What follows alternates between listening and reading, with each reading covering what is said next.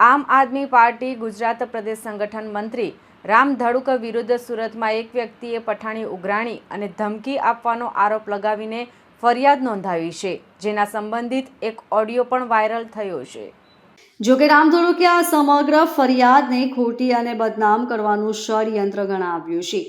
ધડુકના કહેવા મુજબ આ ફરિયાદ ભાજપના નેતાઓ અને તેના મળતિયાઓના ઇશારે કરાય છે, કારણ કે ફરિયાદ કરનાર વ્યક્તિએ અગાઉ તેમની પાસેથી ઉછીના રૂપિયા, પૈસા કે વસ્તુ લીધી હતી, જે પરત ન આપવા પડે તે માટે આ કાવતરું રચવામાં આવ્યું છે।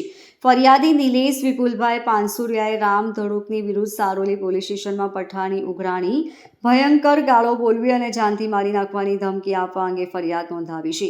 રામ ધડુક પાસે 10,000 રૂપિયા લાઇટના માંગવા બાબતે ફરિયાદી અને રામ ધડુક વચ્ચે રકઝક ચાલી રહી હતી।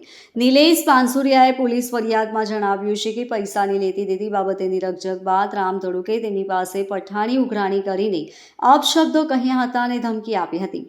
આ સમગ્ર ઘટનાનો ઓડિયો પણ વાયરલ થયો હોવાનું સામે આવ્યું છે, જેના પગલે આ વિવાદ પોલીસ સ્ટેશન સુધી પહોંચ્યો હતો। આજે એવા કેટલાય મુદ્દાઓ છે, ગુજરાતની અંદર એવા કેટલાય લોકો પીડિતો છે, કેટલાય લોકોને આત્મહત્યા કરવી પડશે, આજ પોલીસ સ્ટેશનોએ જાય છે, એમની કોઈ ફરિયાદ પોલીસ દ્વારા નોંધવામાં આવતી નથી। પણ આમ આદમી પાર્ટીનો હું વ્યક્તિ છું, ગુજરાતમાં આમ આદમી પાર્ટી અત્યારે મજબૂત થાય છે।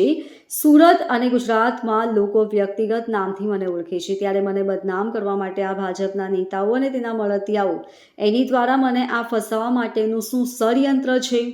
આની લીગલી તપાસ થાય અને કાયદેસરની કાર્યવાહી થવી જોઈએ અને સાબિત થવું જોઈએ કે હકીકતની અંદર આવી ખોટી એફઆઈઆર કરવા બાબતનો તેનો મોટિવ શું છે।